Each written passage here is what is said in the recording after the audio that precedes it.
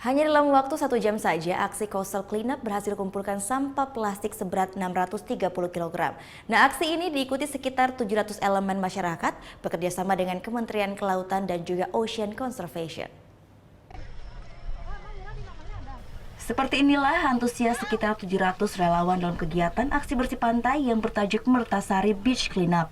Ratusan relawan ini berasal dari berbagai komunitas, relawan dari sejumlah negara, siswa sekolah dasar, dan masyarakat umum.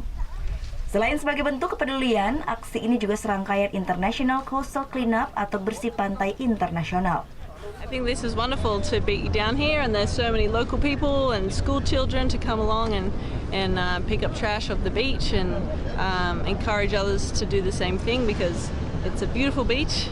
It's important to clean it up and you know, make sure that we're preserving our wildlife and our oceans because they're really important to us.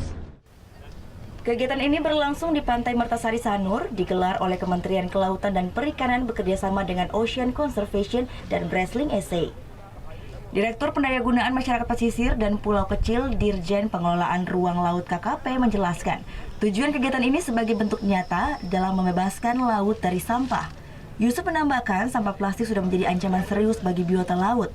Seperti ditemukannya sampah plastik seberat 5,9 kg di tubuh paus dan penyu, sehingga diharapkan masyarakat sadar akan kepedulian lingkungan. Nah, sehingga banyak cara untuk sekarang mengurangi itu, atau menggunakan yang tidak sampah plastik lagi, bisa menggunakan pipet dari besi atau dari kertas, tidak menggunakan plastik bag lagi, tapi menggunakan paper bag. Jadi itu salah satu cara. Sementara hanya dalam waktu 1 jam saja, aksi ini berhasil mengumpulkan sekitar 630 kg sampah plastik dan juga organik. Lebih dari 250 juta meter persegi wilayah lautan di dunia sudah tercemar sampah plastik. Dan Indonesia sendiri sebagai penyumbang sampah plastik ke lautan hingga 1,29 juta metrik ton per tahunnya. Surya Sanjaya melaporkan untuk NET.